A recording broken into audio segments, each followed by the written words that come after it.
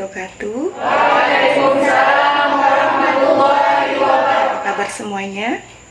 Alhamdulillah, pada pagi hari ini kita masih diberikan kesehatan oleh Allah sehingga pada pagi hari ini kita bisa melakukan pembelajaran dalam keadaan sehat walafiat.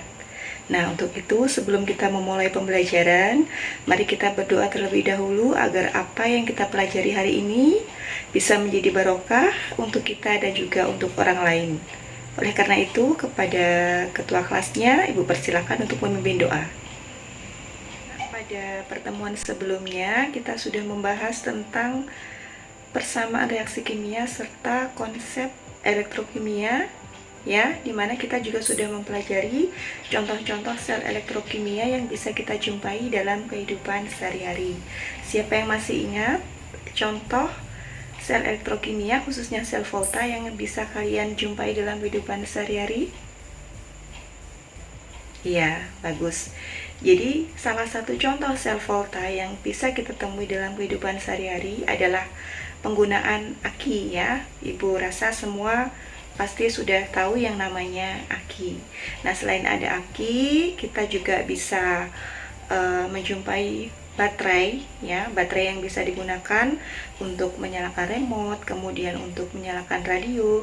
Itu adalah contoh dari sel volta. Nah, kita ternyata juga bisa membuat sel volta sendiri dari bahan-bahan yang ada di sekitar kita. Jadi tujuan pembelajaran kita pada pagi hari ini adalah diharapkan kalian mampu untuk merancang dan membuat sel volta dengan menggunakan bahan-bahan yang ada di sekitar kita. Kemudian manfaat dari pembelajaran pembuatan sel volta ini untuk apa? Tentu banyak, ya. Pembuatan sel volta dengan menggunakan bahan di sekitar kita bisa kita terapkan dalam berbagai hal. Misalnya, ketika pemadaman listrik, kemudian kalian tidak memiliki sumber cahaya, maka kita bisa menggunakan sel volta yang berbahan dasar dari bahan-bahan yang ada di sekitar kita untuk menyalakan lampu. Contoh sederhananya seperti itu. Kemudian silakan cari contoh-contoh yang lainnya. Sebelum kita belajar tentang bagaimana merancang dan membuat sel volta menggunakan bahan-bahan yang ada di sekitar, mari kita simak. Di sini Ibu berikan contoh percobaan pembuatan sel volta dengan menggunakan bahan-bahan yang ada di sekitar kita. Salah satunya adalah dengan menggunakan buah jeruk. Silakan disimak. Kemudian nanti kalian bisa memberikan mencari permasalahan dari apa yang sudah kalian lihat. Nah, dari video yang sudah Ibu tayangkan tadi, mari sekarang kita belajar untuk menemukan permasalahan, merumuskan masalah dari apa yang sudah kita lihat tadi. Jadi, Ibu minta untuk masing-masing kelompok bisa merumuskan satu permasalahan, ya. Untuk kelompoknya Luna, tadi menemukan bahwa permasalahannya adalah mengapa lampunya bisa menyala. Kemudian untuk kelompoknya Dava, bisakah buah jeruknya diganti dengan buah yang lain? Kemudian untuk kelompoknya Nadia, menemukan permasalahan bahwa di dalam percobaan tersebut menggunakan 3 buah jeruk. Nah, bagaimana kalau jeruknya dikurangi menjadi 2 atau jeruknya ditambah menjadi 4? Apakah berpengaruh kepada nyala lampunya? Nah, ini pertanyaan yang sangat bagus, ya. Nah, anak-anak, dari rumusan masalah yang sudah kalian ajukan tadi, sekarang kita akan membuat suatu hipotesis, ya. Hipotesis itu adalah dugaan sementara sebelum kalian membuktikannya melalui percobaan, ya. Jadi di sini ada berapa hipotesis yang kalian temukan? Ya, ada 2. Hipotesis yang pertama apa? Oke, bahwa buah dapat digunakan untuk membuat sel volta. Oke. Kemudian hipotesis yang kedua, ya, bahwa lampu bisa menyala karena di dalam buah ada aliran listrik. Baik, kita simpan dulu hipotesis kalian yang kemudian nanti akan kita buktikan melalui percobaan yang akan kita lakukan. Sebelum percobaan kita lakukan, silakan kalian bergabung dengan anggota kelompok masing-masing ya, yang sudah Ibu bagi nama-namanya ya. Silakan bergabung dengan kelompoknya yang beranggotakan 4 orang. Kemudian di sini Ibu akan berikan masing-masing kelompok buah yang berbeda.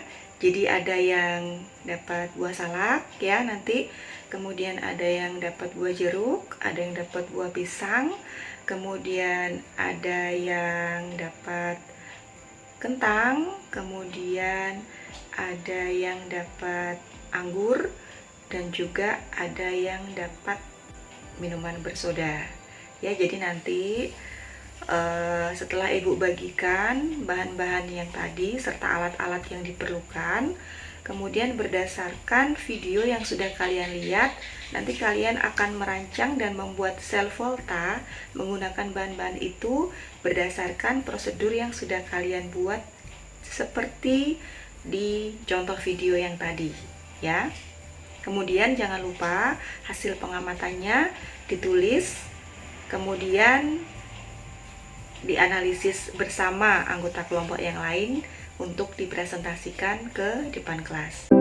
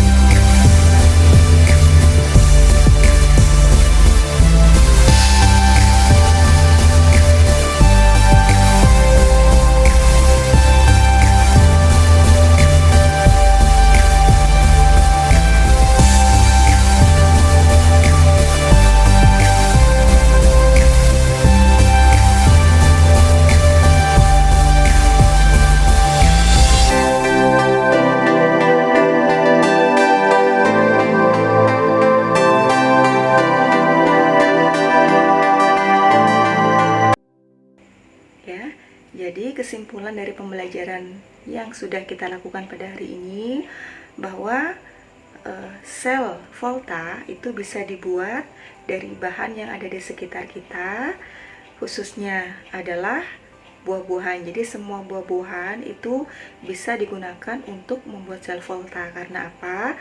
Karena di dalam buah itu mengandung larutan elektrolit ya, dimana larutan elektrolit ini dapat menghantarkan arus listrik, sehingga dengan adanya arus listrik yang diantarkan oleh zat elektrolit tersebut bisa menyalakan lampu ya.